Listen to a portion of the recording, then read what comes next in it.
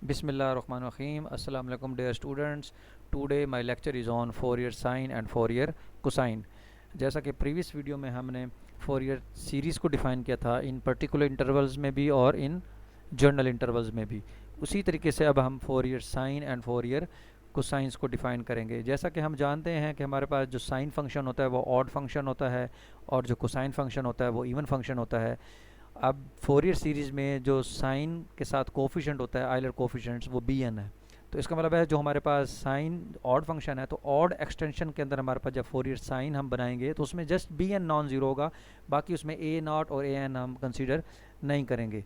इसी तरीके से जब हम फोरियर कोसाइन बनाएंगे तो उसमें कोसाइन फंक्शन का जो कोफिशेंट होता है वो ए एन होता है, और कोसाइन फंक्शन क्योंकि इवन फंक्शन है तो जब हम इवन एक्सटेंशन करेंगे हम, तो इसका मतलब है फोरियर कोसाइन जब बनाएंगे तो उसमें अंदर जस्ट ए एन की टर्म होगी और ए नॉट भी होगा, क्योंकि ए नॉट जो है जो कांस्टेंट फंक्शन है वो भी इवन फंक्शन होता है।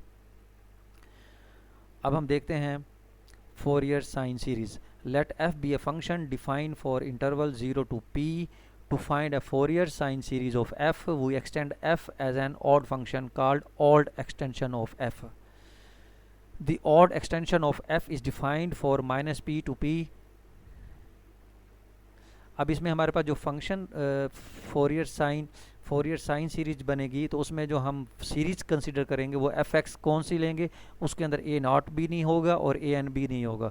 जस्ट एफ एक्स किसके बराबर होगा, summation n is equal to 1 to infinity b n sine n pi x over p, यानी पूरी फोरियर सीरीज में जस्ट बी एन वाली जो टर्म होगी वो आपके पास फोरियर साइन सीरीज कहलाएगी। तो उसमें बी एन बराबर होता है 2 over p 0 to p fx sin n pi x over p dx, which is called Fourier sine series of the function over the interval 0 to p.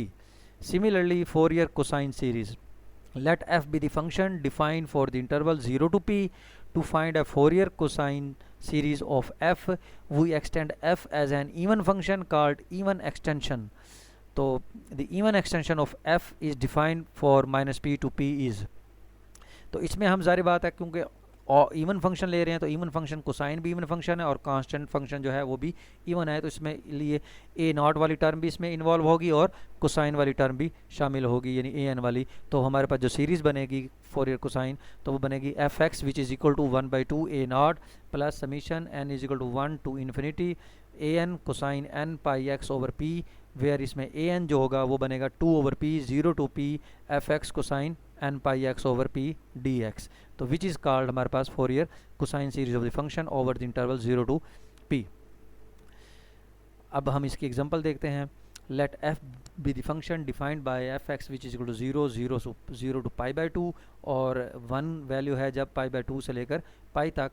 तो overall अगर हम इसकी लेंथ देखें इंटरवल की तो 0 से पाई तक है, तो पाई -0 इस इंटरवल की लेंथ जो है वो पाई बन रही है, यानी आपका जो p बनता है वो पाई है। अब इस फंक्शन में हमने इस फंक्शन के साथ हमने क्या करना है, इस फंक्शन का हमने फोरियर साइन भी फाइंड करना है और फोरियर कोसाइन भी फाइंड करना है, यानी दोनों के लिए हम A nought A N A B N उसी तरह हम तीनों फाइंड करेंगे, लेकिन सीरीज जो है वो अलग अलग हम उसकी कैलकुलेट करेंगे, अलग अलग कैलकुलेट होगी वो।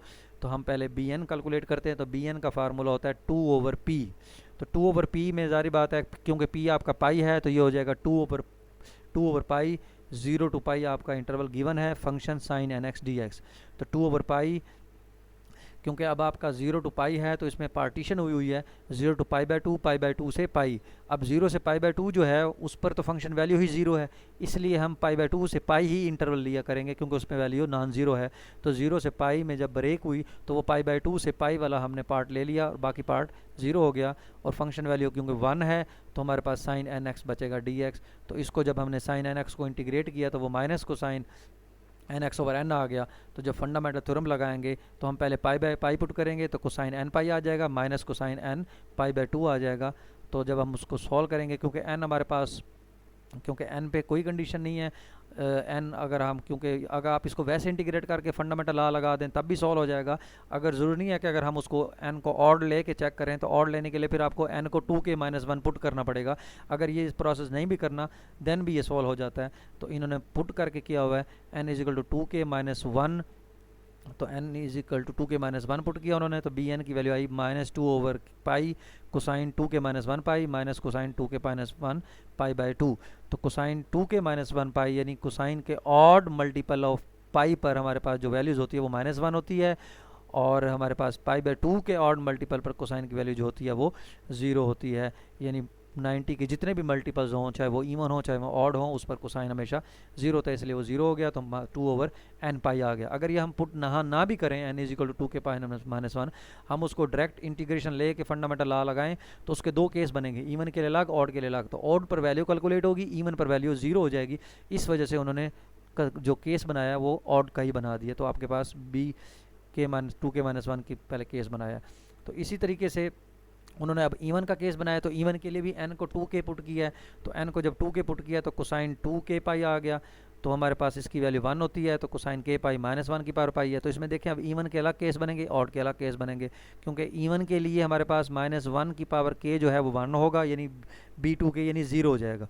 और -1 की पावर k जब k अगर ऑड हो जाए तो हमारे पास -1 और -1 -2 हो जाएगा। तो इसलिए उन्होंने क्या किया, फोरियर सीरीज जब उन्होंने पुट की, यानी फोरियर साइन सीरीज 2/पाई summation n is equal to 1 to infinity bn sine nx, क्योंकि हमारे पास देखें फोरियर साइन सीरीज जो आपके पास है, फोरियर साइन में आपके पास bn की वैल्यू है और कोसाइन में an होता है। तो इसमें आपने उन्होंने पुट किया 2/पाई summation n is equal to 1 to infinity bn sine nx। तो उसमें उन्होंने k को 1 पुट करके एंड सॉन पुट कर दिया है, यानी उसमें 2/पाई summation k is equal to 1 to infinity, यानी उसको k में ले आए हैं, यानी bn की वैल्यूज़ उन्होंने पुट कर दी है। जब पुट करने के बाद, क्योंकि उन्होंने टोटल bn कैलकुलेट किया, तो कैलकुलेट में जब पुटिंग किया तो उसमें अब k को 1 पुट किया, 2 पुट किया, 3 पुट किया, तो वो उन्होंने सीरीज़ एक्सपेंड करके उसको लिख दी है। तो ये ज़रूरी नहीं है हम इसको ऐसे करें, हम आपको डायरेक्ट उस तरीके से डायरेक्ट करके भी उसमें पुटिंग कर सकते हैं। इसी तरीके से अब हम an फाइंड करेंगे, तो वो होता है 2/पाई, क्योंकि p आपका पाई बना है, 0 to pi fx cosine nx। तो इसमें भी जारी बात है, 0 से पाई बाय 2 पर फंक्शन वैल्यू 0 है तो वो ख़त्म हो जाएगा, तो पाई बाय 2 से पाई आएगा हमारे पास। तो इसकी भी उसी तरह इंटीग्रेशन लें, इंटीग्रेशन लेने के बाद उसी तरह इवन पर ये 0 हो जाएगा, क्योंकि साइन nx सैन n पाई होगा और साइन n पाई बाय 2 हो जाएगा। तो इसलिए उन्होंने पहले ही उसके दो केस बना दिए हैं, n इवन होगा तो 0, ऑड पर उन्होंने डायरेक्ट कैलकुलेशन कर ली है। तो ये आप कर सकते हैं, मतलब सिंपल है, उसमें कोई मुश्किल नहीं होगा ज़्यादा। उसके बाद आपने a0 फाइंड करना है, 2/पाई पाई बाय 2 से पाई और dx, इसकी टोटल इंटीग्रेशन, क्योंकि 1 की इंटीग्रेशन मतलब फंडामेंटल थ्योरम लगाएंगे तो पाई माइनस पाई बाय 2, तो पाई से कैंसिल, 2 से कैंसिल, तो 1 आपके पास a0 आ गया। तो आपकी फोरियर कोसाइन जो बचेगा वो आपका 1/2 प्लस 2/पाई summation k is equal to 1 to infinity और एंड सॉन उसकी वैल्यू पुट करके उसको एक्सपेंड कर दें, तो आपके पास ये फोरियर साइन और फोरियर कोसाइंस कैलकुलेट हो जाएंगे। ये